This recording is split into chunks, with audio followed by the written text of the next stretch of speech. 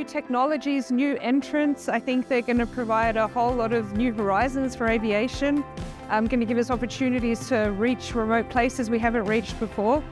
I think we haven't even begun to really understand all the use cases for a lot of these new entrants and advanced air mobility options that we have. But having said that, of course, from a safety perspective, they bring a whole lot of challenges as well. And from a safety perspective, they're things we're really going to have to understand better. And I think we're going to have to, on one hand, have good regulations to help us, really implement new technologies. But at the same time, the regulations shouldn't be too limiting for innovation.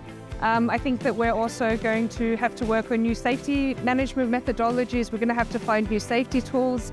And we're going to have to find new technology to really be able to manage these new entrants. We've been putting a lot of focus on certification and registration of these new entrants, but I think that the next step is really to work on integration. And I know indeed that as part of the CAT's global vision, there is an advanced air mobility roadmap, which will of course help us, guide us to really enable a smooth global integration.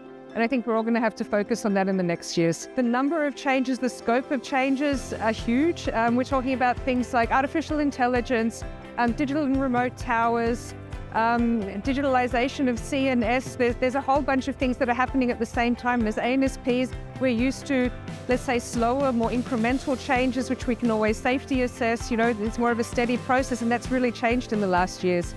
And I think if we want to manage these changes, we really have to interact with other industry stakeholders. We need to have the support from all of these companies that are at Airspace World today, who really understand our business, understand the technologies we need. And I think that we need to together collaborate and together work on our future. And I think that an opportunity like this at Airspace World is just fantastic, of course, because you get to really go into direct dialogue with all these companies, get different perspectives, and it really gives us a great chance to collaborate and work together. Safety is the core value of air navigation service providers. It is always going to be our core value. We can talk about other priorities, but safety is really our core value. And I think it was very clear in our panel discussion as well that it's not a matter of balancing safety, but that safety has to be an enabler for innovation. So if you look at a lot of these developments which are happening at the moment, things like reducing complexity for air traffic controllers, providing opportunities to increase capacity, they are all safety-driven projects at the end of the day. And I think we really need to drive the message that safety is the enabler and innovation is perhaps the driver for safety, that it's really sort of a closed loop and they're not in competition to one another. We don't need to balance the two. We really need to get the whole story right and work out how they're complementary to one another.